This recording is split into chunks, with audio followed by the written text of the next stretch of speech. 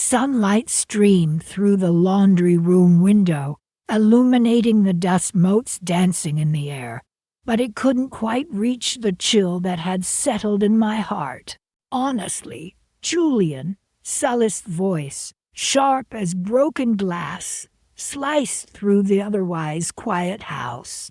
She's like a useless old woman, shuffling around, getting in the way. I froze, my hand hovering over the delicate silk blouse I was about to fold. Celeste was in the living room, ostensibly speaking to Julian, but her voice carried with deliberate clarity, every syllable aimed at me. I swear, if she doesn't learn to keep her things organized, her voice trailed off, punctuated by a theatrical sigh. I swallowed the lump in my throat, the familiar sting of her words a dull ache I'd learned to live with. It had become a routine, veiled insults disguised as conversations with Julian, a constant stream of subtle digs designed to chip away at my sense of belonging. Folding the blouse with precise, practiced movements, I forced my hands to be steady. "Who were you talking to, dear?" I asked, entering the living room with a forced smile. Celeste, perched on the edge of the sofa, flipped a magazine page with exaggerated nonchalance.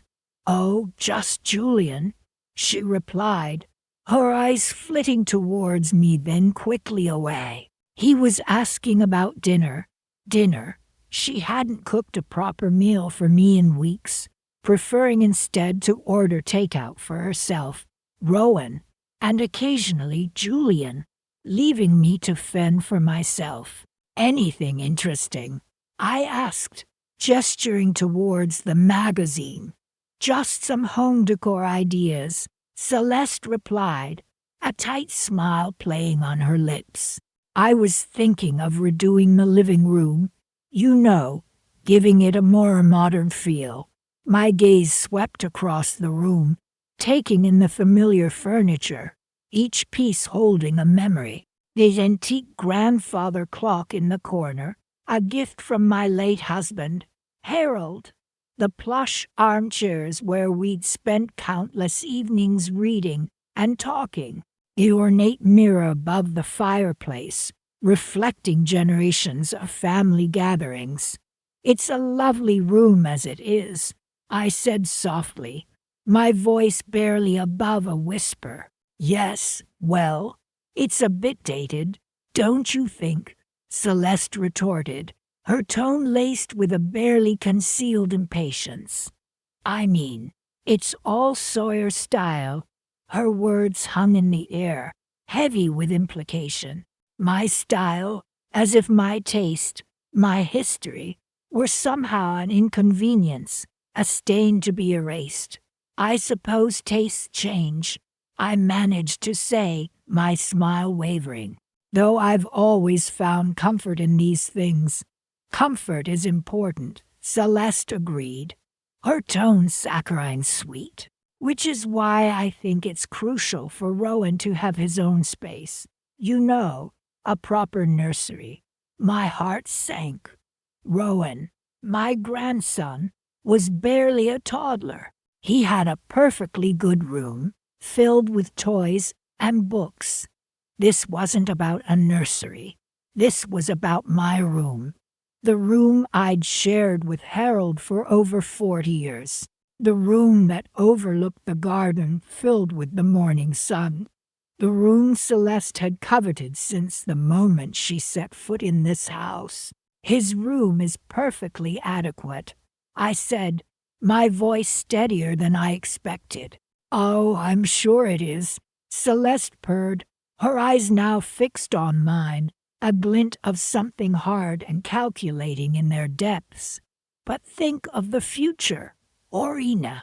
When we have more children, Rowan will need a bigger space, and you wouldn't want to be in the way, would you?" The question hung in the air, a thinly veiled ultimatum. Leave, or be pushed. I met her gaze, my own expression unreadable. I wouldn't dream of it, I replied quietly, turning to leave the room. Back in the quiet solitude of the laundry room, I leaned against the cool metal of the washing machine, the rhythmic hum a small comfort in the otherwise suffocating silence. I closed my eyes, taking a deep breath, the scent of lavender detergent filling my lungs. Celeste's words echoed in my mind, each one a sharp, stinging blow. Useless old woman in the way. But beneath the hurt, something else was stirring, a flicker of defiance, a spark of resolve. I thought of Harold, his gentle smile, his unwavering support. He would never have allowed this to happen, and neither would I. Opening my eyes, I reached into the pocket of my apron, my fingers closing around a small, worn key. It was the key to the locked desk in Harold's study, the one Celeste had been so eager to have cleared out, the one I'd refused to touch until now.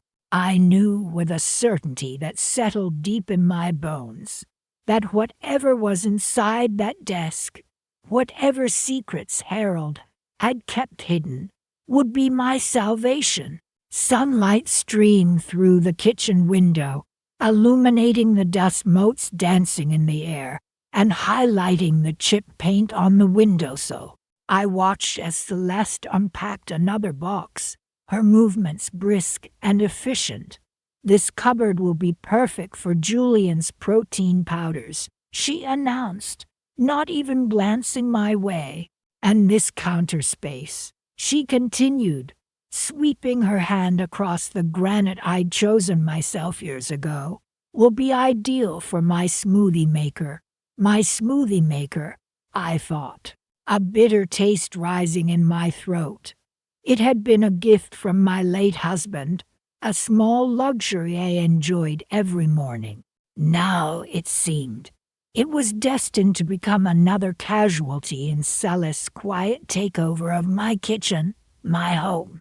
Rowan, my grandson, trailed behind Celeste, carrying a box overflowing with video game paraphernalia.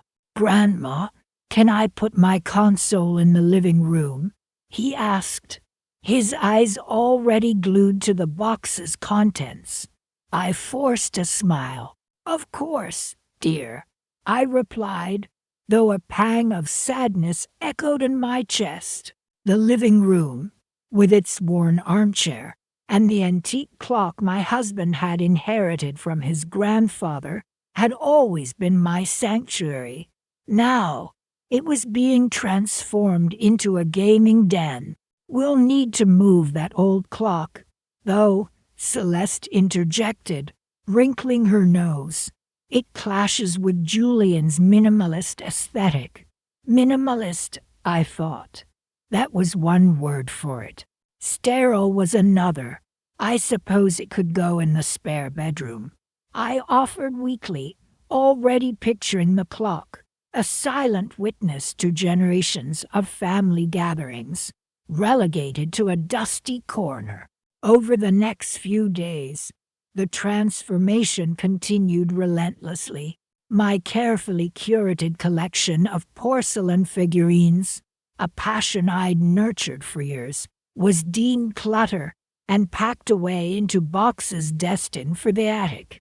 The family photographs that adorned the mantelpiece, capturing precious memories of birthdays, holidays, and quiet family moments, were replaced with framed prints of abstract art. "These will brighten up the space," Celeste declared, oblivious to the emptiness they created in my heart.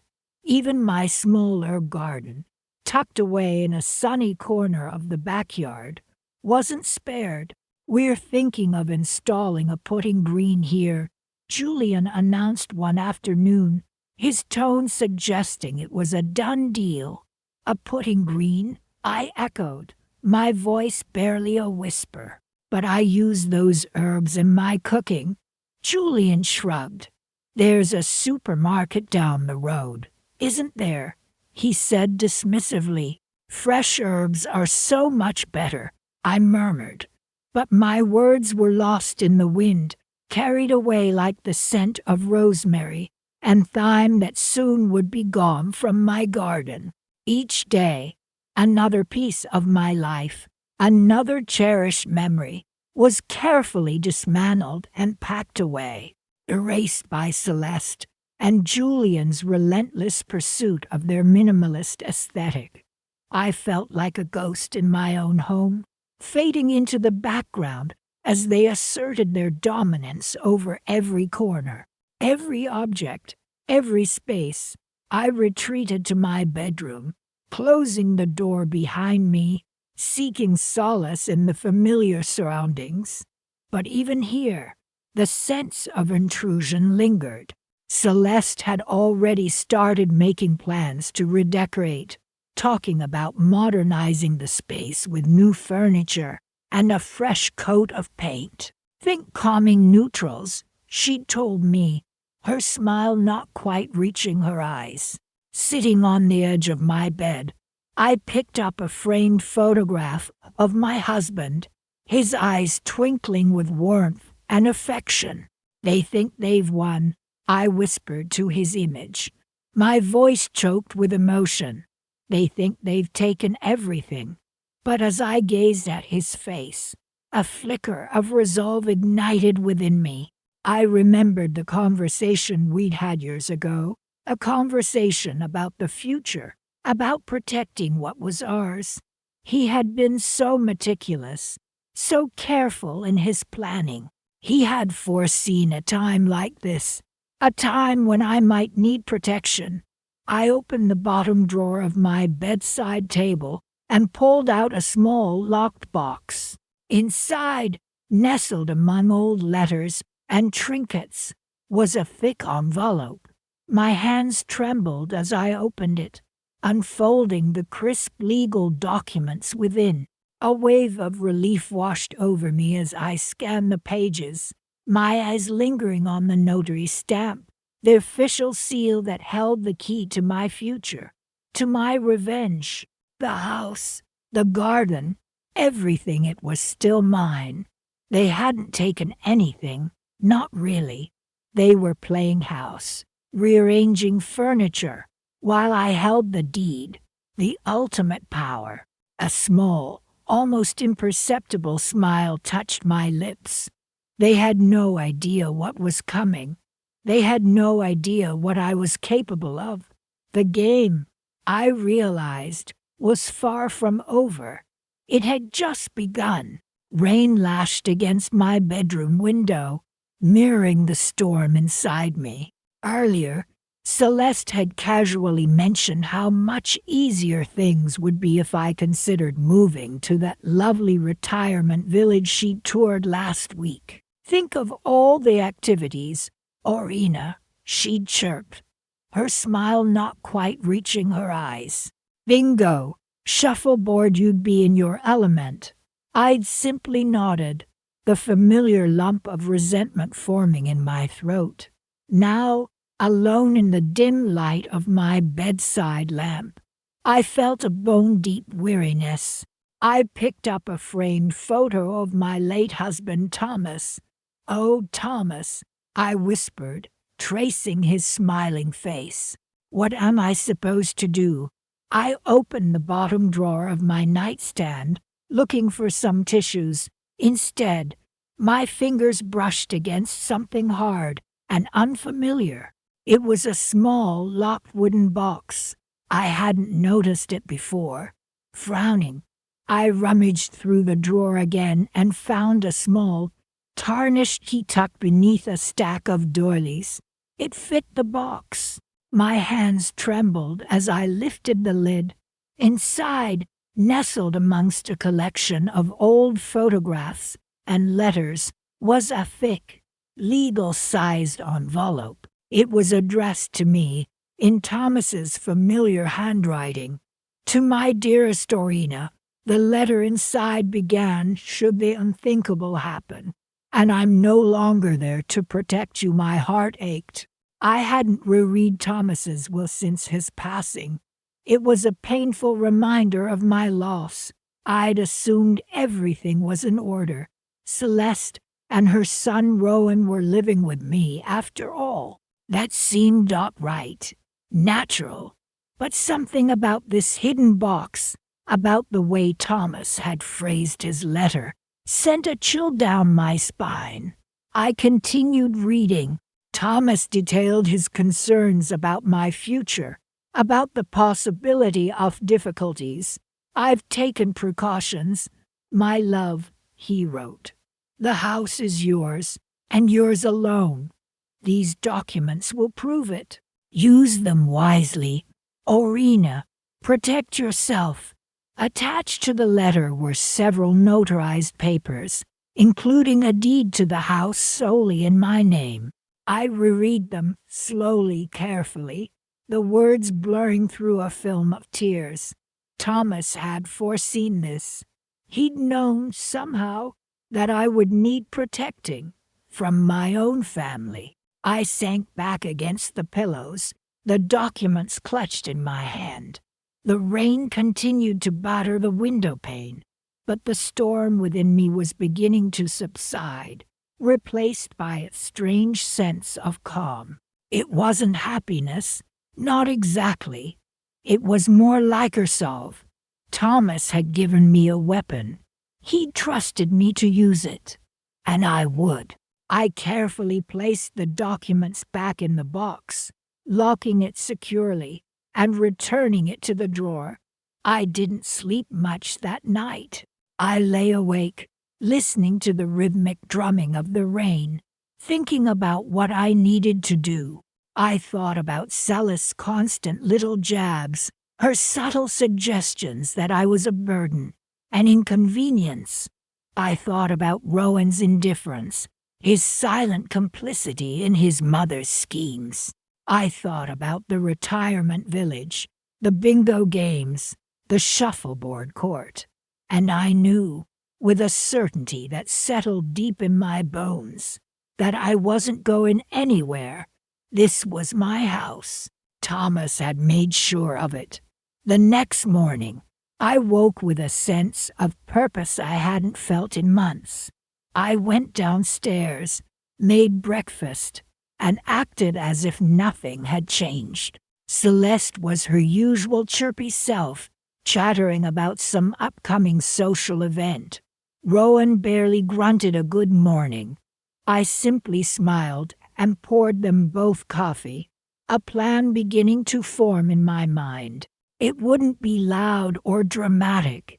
It wouldn't involve shouting matches or tearful confrontations. It would be quiet, efficient, and utterly devastating, just like Thomas would have wanted. Later that day, while Celeste was out shopping, I made a phone call. "Hello, Mr. Henderson. This is Orina. I believe you handled my late husband's legal affairs." There was a pause, then a polite greeting. "Yes, Mrs. How can I help you?" I took a deep breath. "I need to discuss some property matters. I believe I have some documents you'll be interested in seeing." The meeting with Mr. Henderson was brief and to the point. He reviewed the documents I'd found in the box, confirming their validity. "Your husband was a very thorough man, Mrs." he remarked, a hint of admiration in his voice. "He clearly wanted to ensure your security." I nodded, a small, tight smile playing on my lips. "Indeed he did. We discussed my options, the legal implications of my situation." Mr. Henderson was sympathetic, understanding. He assured me he would handle everything discreetly, professionally. "Don't worry, Mrs." he said as I was leaving. "We'll take care of this." And I knew, with a growing sense of anticipation, that he would.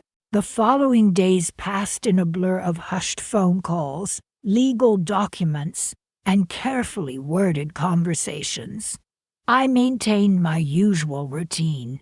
keeping my plans to myself. Celeste remained oblivious, still dropping hints about retirement communities and assisted living facilities. Rowan remained Rowan.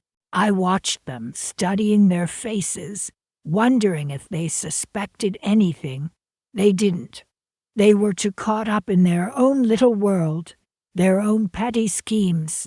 They had no idea what was coming, and that, I realized, was the most satisfying part of all. One evening, as the setting sun cast long shadows across the living room, I received a call from Mr. Henderson.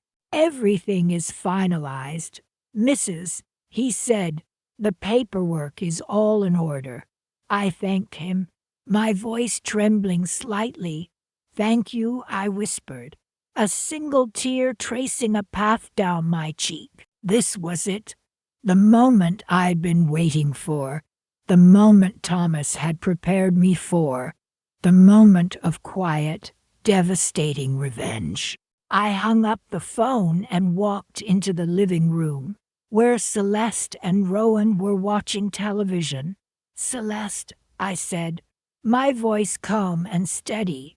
"Rowan, we need to talk." Rain lashed against the window pane, mirroring the storm inside me. I folded another sweater, a soft cashmere, and placed it in the donate box. It felt strange, dismantling my life piece by piece like this. Celeste's words from yesterday echoed in my ears. "You really should declutter, Orina. This place is bursting at the seams." She hadn't said it unkindly, not exactly, but the implication hung heavy in the air that I was a burden, taking up too much space. I moved to the closet, pulling out dresses I hadn't worn in years. A silk gown, the one I wore to my husband's 50th birthday party, caught my eye. I ran my hand over the fabric, remembering that night. He'd waltzed me around the living room, right here in this very house. "You look beautiful, Orina," he'd whispered, his eyes twinkling. Now, that same house felt less like a haven and more like a gilded cage. Celeste's constant suggestions for modernizing, her comments about my old-fashioned furniture, it was all a slow drip, drip, drip of disapproval. I sighed, adding the gown to the donate pile. Perhaps she was right. Perhaps I didn't need to simplify, to pare down. I opened another drawer, this one filled with old photo albums. I flipped through the pages, pausing at a picture of my husband and me on our honeymoon in Venice. We'd been so young, so full of hope. "I promise," he'd said, squeezing my hand as we stood on the Rialto Bridge. "I'll always take care of you." A small, leather-bound book slipped out from between the album pages. It wasn't a photo album, but a journal, my husband's journal. I hadn't seen it in years. My heart quickened. He was a meticulous man, always documenting everything. Perhaps I sat on the edge of the bed, my hands trembling as I opened the journal. The pages were filled with his familiar handwriting, detailing everything from work meetings to grocery lists. I flipped towards the back, the entries becoming more recent, closer to the time of his passing. Then I saw it, an entry dated just a few months before he died. "Met with Mr. Henderson today," it read. "Finalized the trust documents. Orina will always have a home, no matter what." Trust documents. I didn't remember any trust documents. My husband had left me the house outright, hadn't he? I frantically flipped back through the journal, searching for more clues. Another entry, a few weeks later. "Orina doesn't know about the trust. Best to keep it that way for now. She wouldn't approve of the stipulations, but they're for her own good, ultimately. Stipulations? What stipulations? My curiosity and a growing sense of unease gnawed at me. I continued reading. The house remains Orina's, solely hers. He'd written, but should she ever choose, for any reason, to revoke residency for anyone living with her, well, let's just say I've made sure she has the power to do so. I reread the sentence several times, the meaning slowly sinking in. He'd anticipated this. He'd foreseen the possibility that someone might try to displace me, and he'd given me the power to protect myself. A small, almost imperceptible smile played on my lips. I continued searching through the journal, my fingers tracing the lines of his handwriting. Finally, tucked into a small pocket at the back, I found it a folded piece of paper. It was a copy of the trust document, signed and notarized. My husband, ever the planner, had kept everything meticulously organized. He had left me more than just a house. He had left me a shield. The rain outside had stopped, and a sliver of sunlight peeked through the clouds. I closed the journal, a newfound strength coursing through me. Sully's words, once so sharp and pointed, now seemed to bounce harmlessly off me. Dinner's almost ready. Orina, she called from downstairs. Her voice held its usual bright, almost overly cheerful tone. I took a deep breath, the scent of rosemary and garlic wafting up from the kitchen. I tucked the trust document into a safe place, a secret weapon waiting to be deployed. Coming, I called back, my voice steady and calm. I wasn't sure what I would do, not yet, but for the first time in a long time, I felt a sense of control. The house was mine, and I would decide who stayed within its walls. The game, as they say, had changed. Sunlight streamed into the sunroom, warming the faded floral cushions of the wicker chairs. You know, Julian and I were discussing some renovations, Celeste said, her voice light as she pruned a potted fern. We were thinking this sunroom could really be a lovely nursery. Her words hung in the air, a delicate but pointed barb aimed directly at my heart. My sanctuary, the one place I could retreat to for solace in this house, was being casually earmarked for another purpose, a purpose that further cemented my displacement.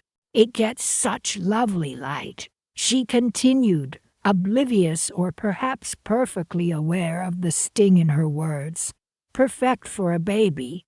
I picked up my knitting, my hands trembling slightly. That sounds lovely, dear. I managed, my voice a thin thread. I focused on the rhythmic click of the needles, a small act of defiance against the wave of despair washing over me. This was it, wasn't it? The final push, the unspoken eviction notice, delivered with a smile and a discussion of nursery decor. We were also thinking, Celeste went on, her voice now taking on a slightly more hesitant tone, that perhaps, well, with the baby coming, we'll need more space. We were wondering if you'd considered, perhaps, downsizing. The word echoed in the bright, sun-drenched room, each syllable a small hammer blow against the fragile walls of my composure. Downsizing. From the home I had shared with my late husband, the home we had built together, filled with a lifetime of memories. Downsizing. Tow hat. A cramped apartment. A retirement community. The images flashed through my mind, each one more bleak and isolating than the last. Downsizing. I echoed, feigning confusion.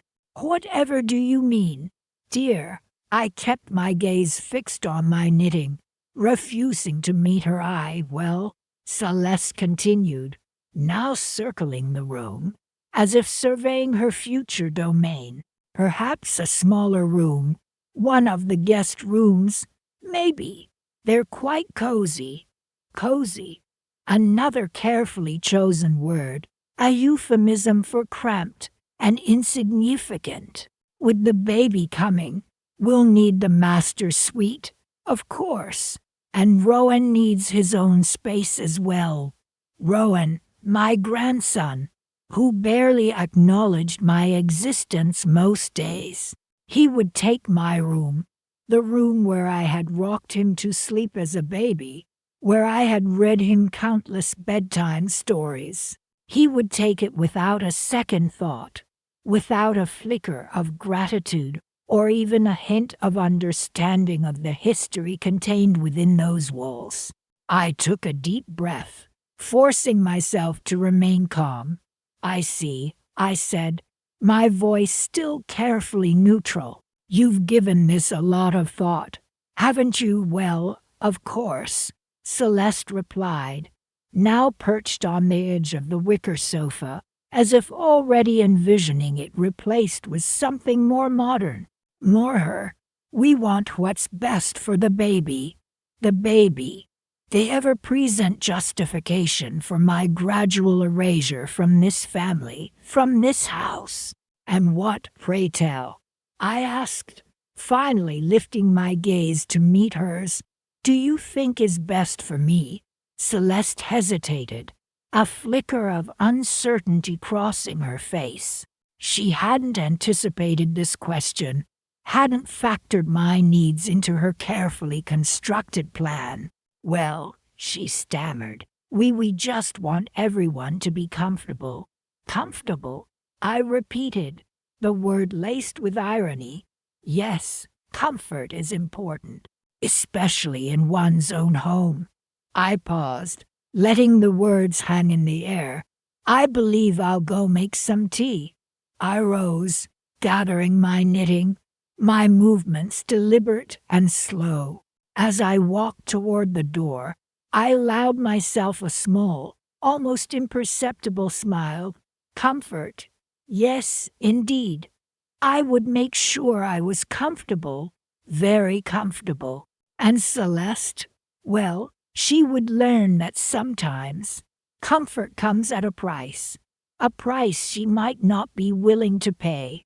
The faint scent of jasmine tea filled the air as I left the sunroom, the afternoon light casting long shadows behind me, the shadows of change. The bedside lamp cast a warm glow across the legal documents spread on my quilt. I reread the clause, my finger tracing the embossed notary stamp. My late husband, bless his foresight, had truly protected me. Everything to Orina, it read, in perpetuity. A small, almost imperceptible smile touched my lips. Celeste had made it abundantly clear, with her pointed remarks about downsizing and assisted living, that she saw this house as hers. It's just so much space for one person, Orina, she'd said just yesterday. A saccharine smile plastered on her face. Wouldn't you be more comfortable somewhere smaller? But this house, this wasn't just bricks and mortar.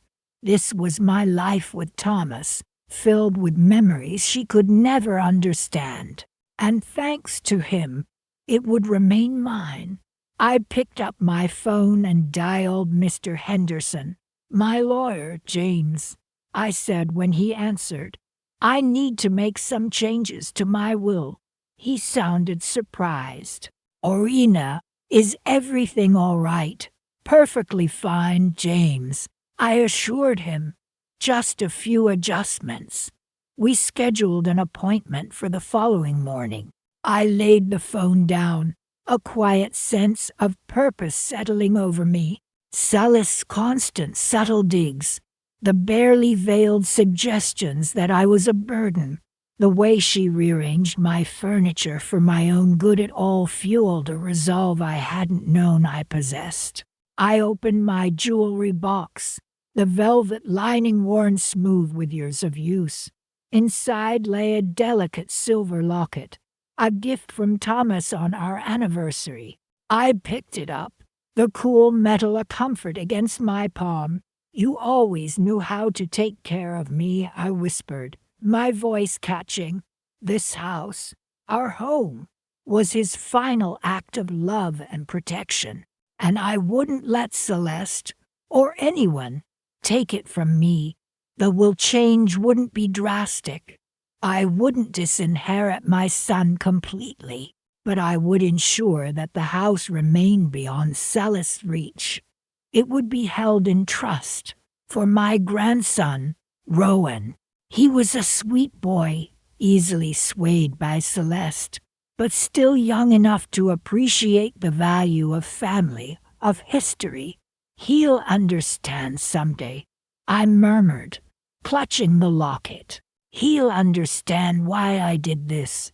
I spent the rest of the evening going through old photo albums, reliving happier times.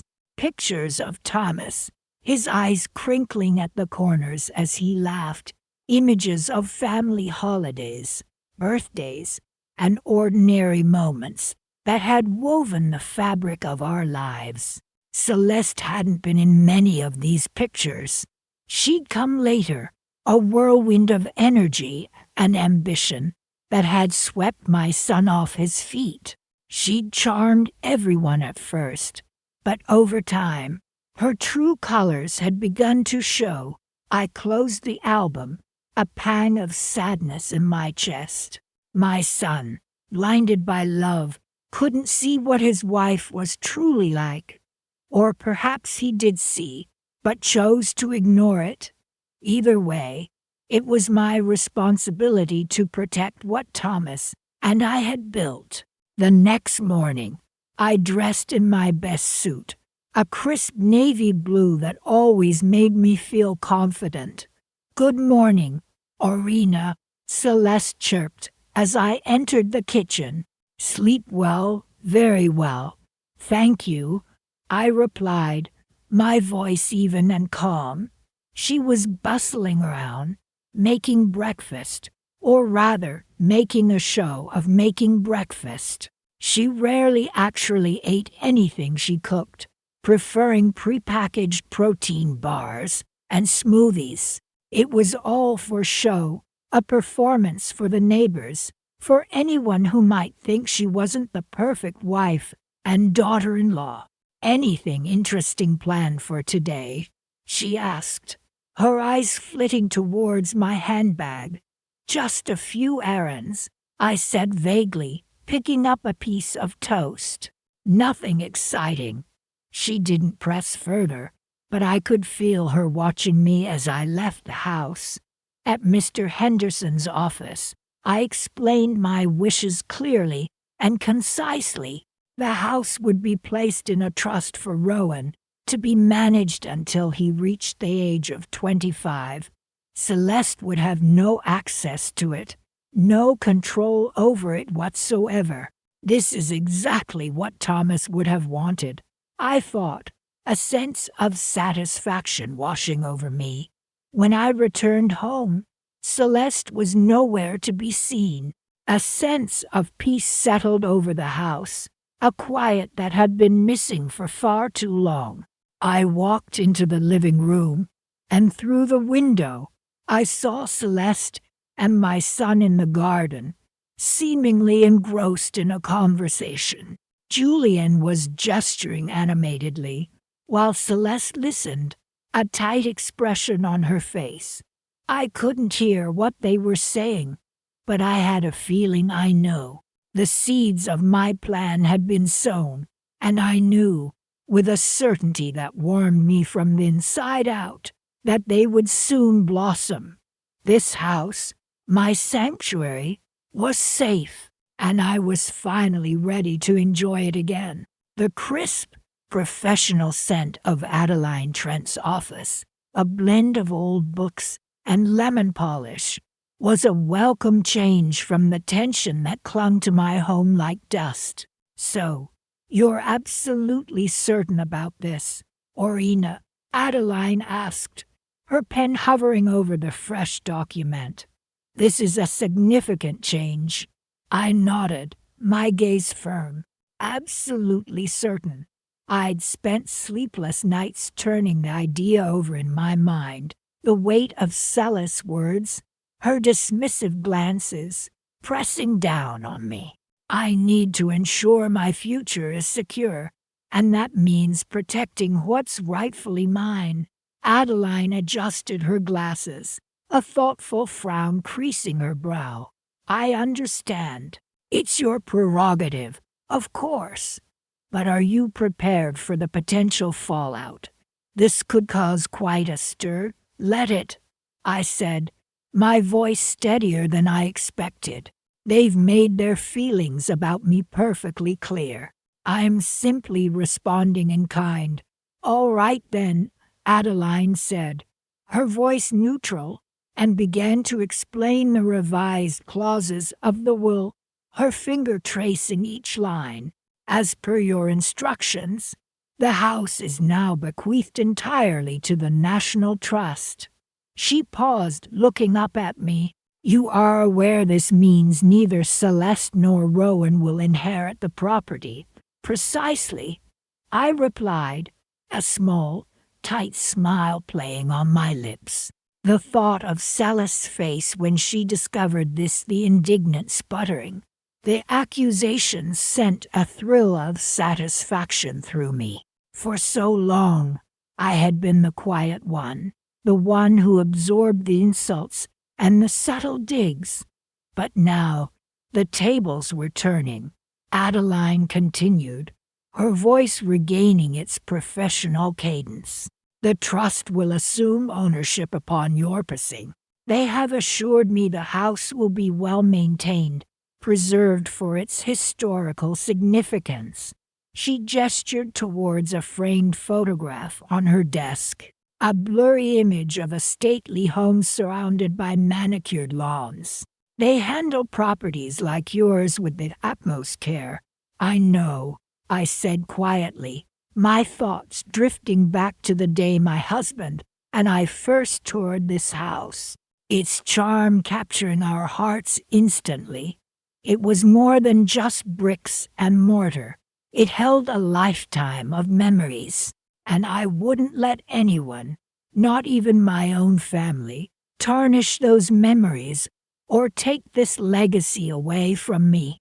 "There are also provisions for your personal belongings," Adeline continued, pulling out another document. "You've decided to donate a significant portion to various charities." "Yes," I confirmed. "The local animal shelter, the children's hospital, places that truly need the support." I thought of Rowan, how he used to love visiting the petting zoo at the children's hospital when he was younger, before Celeste had filled his head with other ideas. A pang of sadness hit me, but I pushed it aside. "And the remaining items, the antiques, the jewelry," Adeline trailed off, her eyes searching mine. "These will be auctioned." "Yes," I said, my voice unwavering. I could almost picture the auctioneer's gavel coming down, each strike a resounding echo of my resolve. "The proceeds will also go to the National Trust, ensuring the upkeep of the house." The image of Celeste and Rowan frantically searching for affordable housing, their entitled expectations shattered, brought a grim satisfaction. They had underestimated me. They had mistaken my quiet nature for weakness. Adeline nodded, her pen resuming its dance across the page. "Very well. Just one more signature here, and everything will be finalized." She indicated a spot on the document, and I leaned forward, taking the pen in my hand. For a moment, I hesitated, a fleeting image of family dinners around the old oak table flashing through my mind. But then I remembered Celis' words, the casual cruelty, the constant undermining, and my hand moved, signing my name with a steady, unwavering stroke.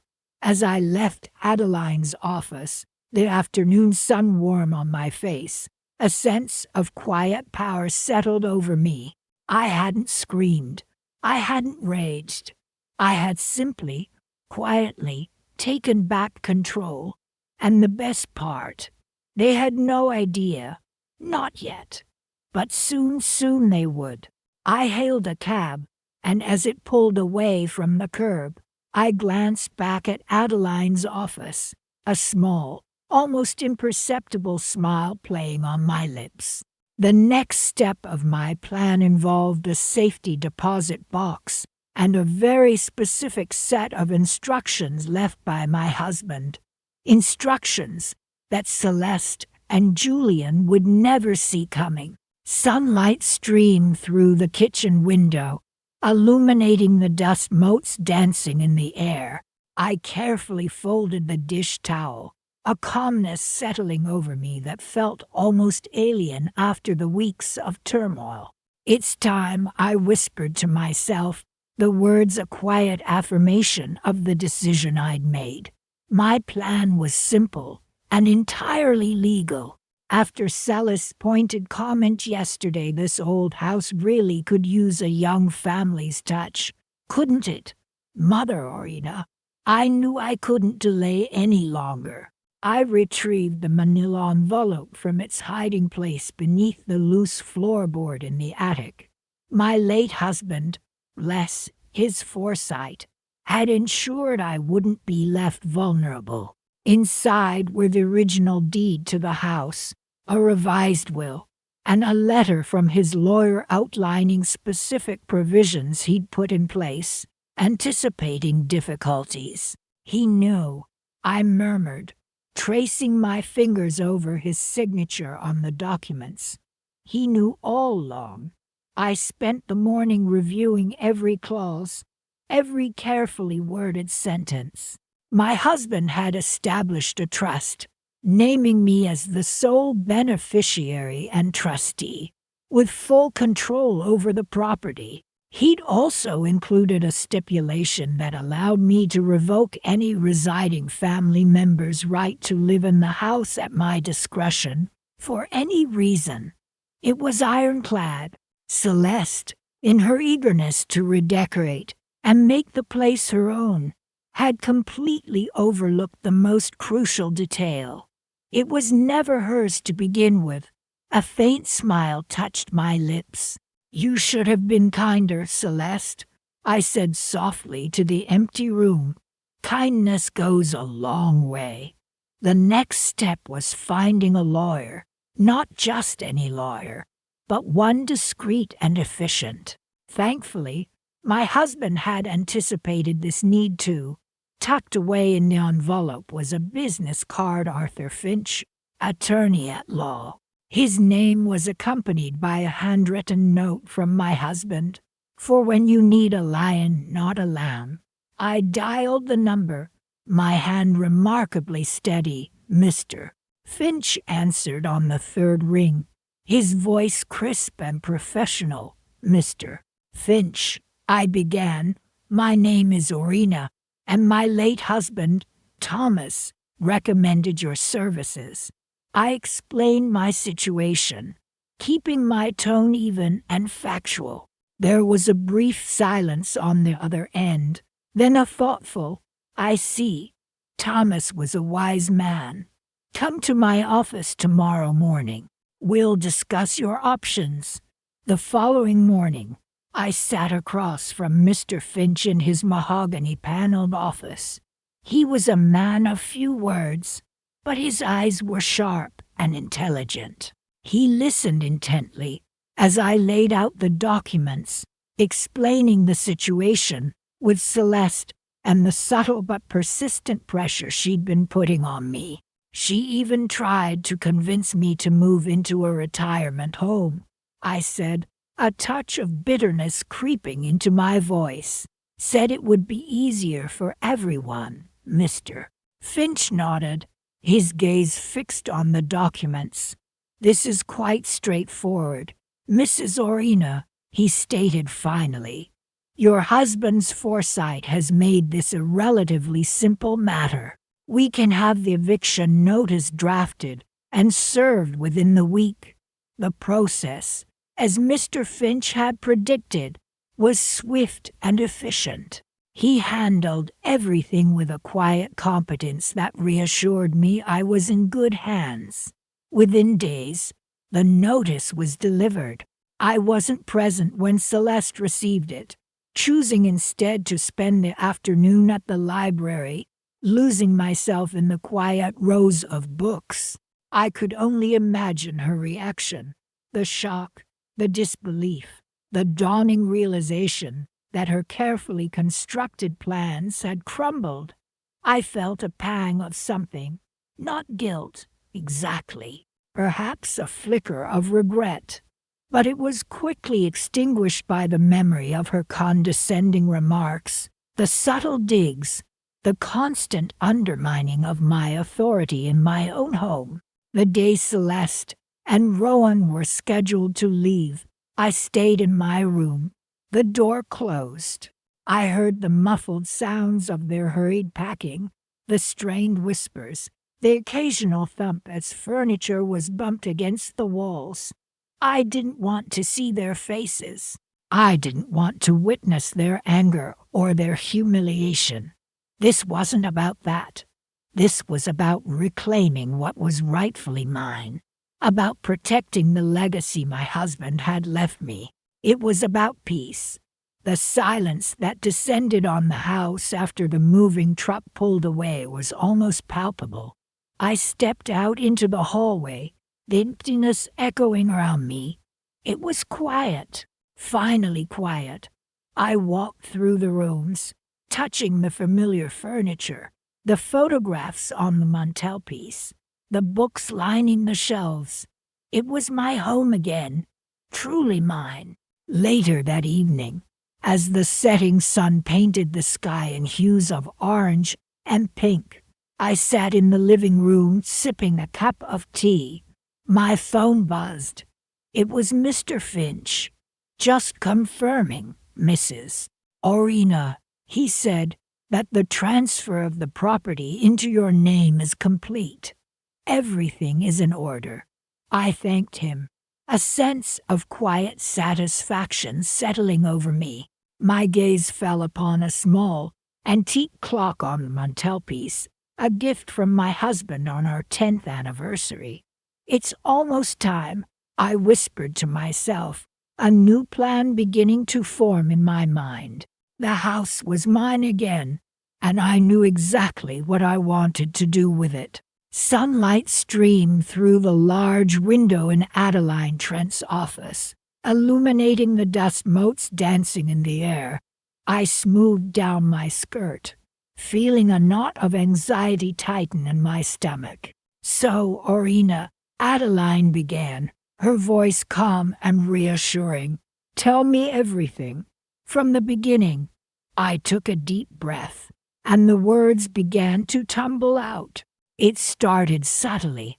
I explained, little comments here and there. Oh, Mom, wouldn't it be easier if you just used the downstairs bathroom? The stairs are getting a bit much, aren't they? Or are you sure you want that extra slice of cake? We wouldn't want you to overdo it. Adeline listened patiently, nodding occasionally as I recounted the months of subtle digs and barely veiled attempts to make me feel like a burden in my own home. I told her about Celeste's constant suggestions that I downsize, move into a smaller place, something more manageable. She even started rearranging my furniture. I confessed, my voice trembling slightly, saying it flowed better that way. My furniture. And your grandson, Rowan, Adeline prompted gently. How has he been throughout all of this? I hesitated. Rowan had mostly stayed silent, passively observing Celeste's actions. His silence felt almost like complicity. He hasn't really said much, I admitted, but he hasn't stopped her either. Adeline made a note on her pad, her expression unreadable. And the incident with the laundry, she asked. I closed my eyes. The memory still sharp and painful. Celeste said my clothes were cluttering the laundry room. I explained, my voice tight with suppressed anger. She told me I should limit myself to one load a week. One load. I opened my purse, retrieving the small, worn leather-bound book I had found tucked away in my late husband's study. This, I said, placing the book on Adeline's desk. This changes everything. Adeline picked it up, her brow furrowing slightly as she examined the cover. What is it? She asked. It's my husband's journal, I explained. He anticipated this. Adeline opened the journal, flipping through the pages filled with my husband's familiar handwriting. As she read, her eyes widened. Orina, she said, her voice hushed. This is quite remarkable. Your husband detailed a contingency plan. He knew Celeste might try something like this. He left specific instructions. I continued, my voice regaining some of its strength. He foresaw that Celeste might try to pressure me into leaving the house, so he ensured that the property is solely in my name. She has no legal claim whatsoever. A wave of relief washed over me. For months, I had felt powerless, like a pawn in Celeste's game. Now, finally, I held the winning piece. Adeline looked at me, a small smile playing on her lips. So, what do you want to do, Orina? She asked. I want them out, I said, the words firm and resolute. I want Celeste and Rowan out of my house. Adeline nodded, her gaze steady. We can do that, she assured me. We can serve them with an eviction notice. Given the circumstances, and with this documentation, she tapped the journal. They won't have a leg to stand on. They'll have to leave. I closed my eyes, picturing the look on Celeste's face when she received the news. The smug satisfaction, the air of entitlement. It would all be wiped away. I opened my eyes again, meeting Adeline's gaze. There's one more thing, I said, a small, almost mischievous smile curving my lips. I want to be the one to tell them. Adeline raised an eyebrow, a hint of amusement in her eyes. I think we can arrange that, she said, her voice laced with a newfound understanding. I'll have the paperwork drawn up immediately. We can schedule the eviction notice to be served, let's say 2 days before Christmas. Would that work for you? I smiled, a genuine smile this time, a smile that reached my eyes. Perfectly, I said, perfectly. I left Adeline's office feeling lighter than I had in months. The knot in my stomach had finally unraveled, replaced by a sense of quiet triumph. The house was mine, and soon, very soon, Celeste would learn that some battles are best left unfought. The Christmas lights twinkled in the shop windows as I walked down the street, and for the first time in a long time, they didn't just symbolize the holiday season. They symbolized my victory. The crisp, professional scent of Adeline Trent's office calmed my nerves. Everything is finalized, Orina, Adeline said, her voice soothing. I took a deep, steadying breath. Thank you, Adeline. You've been a godsend through all of this. She smiled warmly. It was my pleasure. It's important to me that you feel secure and protected. especially after everything." She trailed off delicately, her eyes full of understanding. I knew she was referring to Celeste and Rowan's relentless campaign to push me out of my own home. "They assumed," I said quietly, my voice still shaking with the residual anger, "that I was just a doddering old woman they could manipulate." Adeline leaned forward, her expression hardening. "They underestimated you, Orina, and now they'll face the consequences." I picked up the freshly signed will, the weight of the paper feeling remarkably heavy in my hand. "I still can't believe Henry thought of everything," I confessed, running my thumb across the embossed lettering. "He always did have a knack for planning ahead." Adeline chuckled softly. "He certainly did. That trust he established, specifying that the house remains yours for life, is ironclad. Celeste and Rowan had no legal standing whatsoever. They thought because they were married and had Rowan that they were somehow entitled to it," I said, a bitter taste rising in my mouth. "Celeste made it abundantly clear I was overstaying my welcome. Mother Orina, she'd say, with that saccharine sweet voice, 'Wouldn't you be more comfortable in a smaller place, somewhere more manageable?'" I mimicked Celeste's tone, the memory of her condescending words still stinging. "She even tried to convince me to move into that dreadful assisted living facility near the highway," I continued, shaking my head. "Think of the amenities. Mother Orina, bingo nights, group outings." She acted like I was incapable of taking care of myself. Adeline's face was a mask of disapproval. "Unbelievable. I'm so glad you came to me when you did. That letter from Henry, detailing his wishes, it changed everything." I nodded, remembering the wave of relief that washed over me when I found that letter tucked away in Henry's old desk. He had anticipated this very scenario. He had protected me. "So what happens now?" I asked, looking up at Adeline. "Now," she replied, a small smile playing on her lips, "we wait until they're on their little trip." I had overheard Celeste excitedly telling Rowan about a week-long getaway to some tropical island. Julian booked it as a surprise. Celeste had gushed, completely oblivious to my presence just around the corner. "It'll be just what we need after all this stress." That conversation had sealed their fate. "The movers are scheduled for the day after tomorrow," I confirmed, a sense of satisfaction settling deep within me. "Everything will be packed and stored securely." Adeline nodded, her eyes gleaming.